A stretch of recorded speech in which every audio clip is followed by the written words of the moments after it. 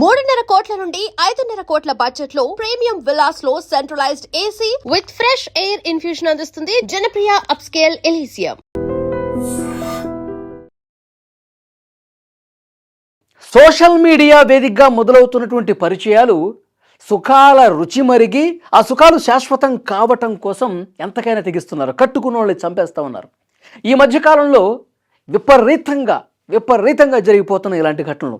అసలు ఏంటి వీళ్ళ స్టోరీ, ఏం చేశారు? ఈ స్టోరీలో ఇంకొక భయంకరమైనటువంటి దారుణం కూడా జరిగిందండి. అది కూడా మీకు లాస్ట్లో చెప్తాను.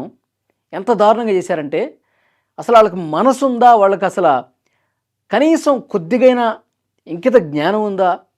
మీరే కామెంట్ చేయాలి అది విన్న తర్వాత. వీళ్ళు బెంగళూరుకి సంబంధించిన వ్యక్తులు. ఈమె పేరు హరిణి. సో భర్త అభినందన్ ఇక్కడ ఉన్నాడు చూసారా? సో వీడు బాయ్ ఫ్రెండ్ అనమాట.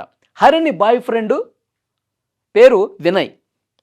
సో బెంగళూరులో జరిగినటువంటి ఘటన స్నాప్చాట్లో పరిచయం అండి.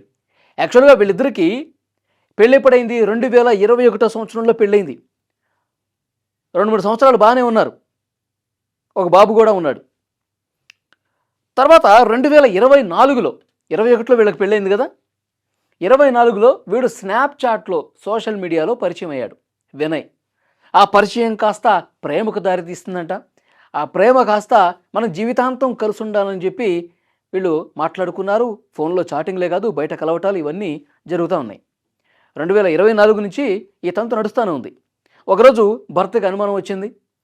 భర్త ఏది ఎవరితోనో మాట్లాడుతుంది, ఎవరితోనో ఉంటుందని చెప్పి అనుమానం వచ్చింది, పసిగట్టాడు. దీనికి సంబంధించిన గొడవలు జరుగుతూనే ఉన్నాయి. తను దెబ్బలు అడుకోవటం ఇదంతా జరుగుతూ ఉంది ఇంట్లో. తర్వాత పుట్టింటికి వెళ్ళిపోవటం, మళ్ళీ రావటం, మళ్ళీ గొడవ పడటం, కొన్ని రోజులు మళ్ళీ బాగానే ఉంటాం. సో ఇట్లా వ్యవహారం నడుస్తూ ఉంది. అయితే చాలా దారుణంగా ఇంకా నాకు ఈ గొడవలు వద్దు, నాకు ఈ పంచాయతీ అసలే వద్దు, నాకు విడాకులు ఇచ్చేసే అని చెప్పేసి అభినందన్ని అడుగుతూ ఉంది కొన్ని రోజుల నుంచి. అభినందన్ ఏమో లేదు, నువ్వు ఏదో ఒక రోజు మారతావు, నాకు మారతావు నమ్మకం ఉంది, నువ్వు మారాలంతే, నేను మాత్రం విడాకులు ఇవ్వనని చెప్పి ఇతను చెప్తా ఉన్నాడు. ఏం చేసింది మహాతల్లి, నువ్వు ఇట్లయితే విడాకులు ఇవ్వవు కానీ నిన్ను ఏదో రకంగా అడ్డు తొలగించేసుకుందామని చెప్పి ఒక భారీ పథకాన్నే రచించింది. ఇది మొత్తం డిస్కషన్స్ ఇంట్లో మొత్తం కూడా ప్లాన్ల మీద ప్లాన్లు గీసేస్తున్నాయి ఏం చేయాలంటే. ఈ గొడవలు ఎక్కువ అవుతున్న టైంలో అభినందన్ ఏం చేశాడు, 15 రోజుల క్రితం మొన్న అంటే భార్య ఎవరితో మాట్లాడుతుంది, ఏం మాట్లాడుతుంది, ఇవన్నీ కూడా కాల్ రికార్డ్స్ తెప్పించుకుందామని చెప్పి పోలీసులను అప్రోచ్ అయ్యాడు. ఆమె సిడిఆర్, ఆమె డేటా నాకు కావాలి, ఆమె ఏం మాట్లాడుతుంది, ఎవరితో మాట్లాడుతుందో నేను తెలుసుకోవాలి అని చెప్పి పోలీసులను కూడా అప్రోచ్ అయ్యాడు. సో ఇదంతా పోలీస్ స్టేషన్ వరకు వెళ్ళినటువంటి పంచాయతీ. సో ఊళ్ళో వాళ్ళ ఇంట్లో వాళ్ళు, వీళ్ళ ఇంట్లో వాళ్ళు సర్ది చెప్పే ప్రయత్నం చేశారు కానీ ఇక కుదరట్లా. మొన్న సండే ముందు రోజు కూడా ఏదో గొడవ జరిగింది. గొడవ జరిగితే అభినందన్ వాళ్ళ ఇంట్లో వదిలిపెట్టాడు. తర్వాత వీళ్ళ అమ్మను కలవటానికి వెళ్ళాడు. అభినందన్ భార్యని వాళ్ళ ఇంట్లో వదిలిపెట్టి నేను మళ్ళీ వచ్చి నిన్ను తీసుకెళ్తానని చెప్పి వాళ్ళ అమ్మ దగ్గరికి వెళ్ళాడు. అమ్మ దగ్గరికి వెళ్ళి ఇట్లా గొడవలు ఎక్కువైపోతున్నాయి, తను ఎవరితోనో ఉంటుంది, సరిగ్గా ఇంట్లో సఖ్యతగా ఉండలేదు, మేము 2 సంవత్సరాల నుంచి విడివిడిగానే పడుకుంటున్నాం, తను ఎంత చెప్పినా మారటం లేదు, అదే మైండ్ సెట్తో ఉంది, ఎవడో ఉన్నాడు అని చెప్పి అమ్మతో తన బాధను మొత్తం అభినందన పంచుకున్నాడు. అదే సెట్ అయ్యిద్దిలేరా, నువ్వేమి అట్లా కాదు, ఈ ఫస్ట్ ఇట్లా చేస్తుందేమో కానీ తను మారుతుందిలే, ఏదో ఒక రోజు మార్పు వస్తుంది, నిన్ను అర్థం చేసుకుంటుందని చెప్పి అమ్మ పంపించేసింది. ఈమెని ఇంట్లో డ్రాప్ చేశాడు కదా అభినందన్. ఇంట్లో డ్రాప్ చేసిన తర్వాత ఒకటే ప్లాన్స్, వినయ్కి ఫోన్ చేయటం, మాట్లాడటం, ఇంకా నా వల్ల కావట్లేదు, మనం చంపేద్దాం, నువ్వు ఎప్పుడు వస్తావు ఏంటి, ఈ ప్లాన్లో ఉన్నారు ఈ వినయ్, ఈ హరిణి. సో ఇతను వీళ్ళ అమ్మ దగ్గర నుంచి వచ్చేసాడు, వాళ్ళ ఇంటికి వెళ్ళాడు, హరిణిని తీసుకుని మళ్ళీ ఇంటికి బయలుదేరారు. ఇంటికి వెళ్ళిపోయిన తర్వాత ముందే వీళ్ళు ఫోన్లో మాట్లాడుకున్నారు ఏం చేయాలన్నది. నువ్వు ఆ రోజు రాత్రి రా, సండే రోజు రాత్రి నువ్వు డైరెక్ట్గా ఇంటికి వచ్చేసి తను ఇంట్లోనే పడుకున్న టైంలోనే మనం ఖతం చేసేద్దామని చెప్పి ప్లాన్ తీసుకున్నారు. సో రాత్రి 11 గంటల సమయంలో అభినందన్ ఇంటికి వచ్చాడు. అప్పటికే ఈ మహాతల్లి వీడిని ఇంటికి పిలిచింది, ఓ పక్కన దాక్కోమని చెప్పింది. అంతా సైలెంట్గా ఉన్నారు. సో యథావిధిగా వీళ్ళిద్దరూ గొడవలు జరుగుతున్నాయి కాబట్టి కలిసి భోంచేయటం, కలిసి పడుకోవటం అట్లా ఏం లేదు. ఈమె తినేసి పడుకుంది, ఇతను కూడా అభినందన్ కూడా రోజులాగే తినేసి ఆయన బెడ్రూమ్లో వెళ్ళి ఆయన పడుకున్నాడు. పడుకున్న తర్వాత రాత్రి 12:30 సమయంలో 12:30 సమయంలో ఈ దాక్కున్నటువంటి ఈ వినయ్ని పిలిచి అతను పడుకున్నాడా లేదని చెప్పి 1-2 సార్లు చెక్ చేసుకుని ఆ బెడ్రూమ్లోకి వెళ్ళి ఈమె అభినందన కాళ్ళు గట్టిగా పట్టుకుంది.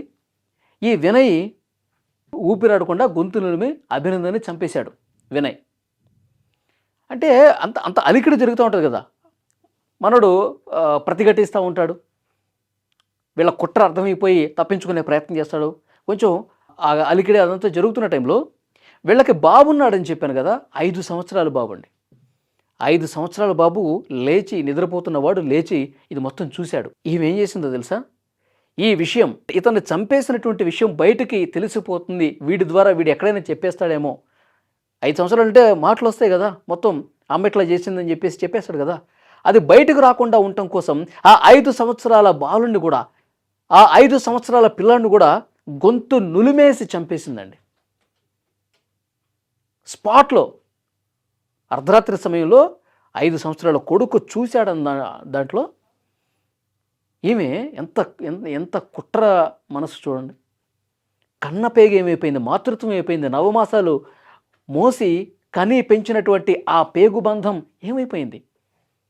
అంటే నువ్వు నీ సుఖాల కోసం నీ ప్రియుడితో నువ్వు శాశ్వతంగా సంతోషంగా ఉండాలన్న ఉద్దేశంతో కన్న పేగును కూడా పూర్తిగా తుంచేసుకున్నటువంటి పరిస్థితి ఉంది. అసలు ఇలాంటి తల్లులు మనం ఇలాంటి అక్రమ సంబంధాల కేసుల్లోనే చూస్తూ ఉంటాం. కన్న బిడ్డలను కూడా కడతీర్చేసి చేసి తన సుఖాల కోసం ప్రియుడితో కలిసి వెళ్ళిపోయినటువంటి గతంలో కూడా మనం చూసాం. నిజంగా ఇది ఒక ఆడదేనా అని ప్రశ్నిస్తూ ఉన్నారు. అమ్మ ప్రేమ, అమ్మదనం లేనటువంటి ఇలాంటి మహిళ నిజంగా ఈ సమాజంలో ఉండటానికి అర్హురాలా? భర్తను చంపేసింది, 5 సంవత్సరాల కొడుకు చూశాడు కదా అని చెప్పి వాడిని కూడా గొంతు పిసికి గొంతు మీద చెయ్యి పెట్టి ఊపిరాడకుండా చేసి 5 సంవత్సరాల పిల్లడు అంటే గిలా కొట్టుకుని ఉంటాడు. కన్న తల్లే, నా తల్లే, నేను అమ్మ అని పిలిచేటువంటి ఆమె ఇంత దారుణంగా నన్ను చంపేస్తుందని చెప్పి ఆ క్షణాన ఆ పసి హృదయం ఎంత తలడిల్లిపోయి ఉంటుంది, ఆ పసి మనసు ఎంత గాయపడి ఉంటుంది.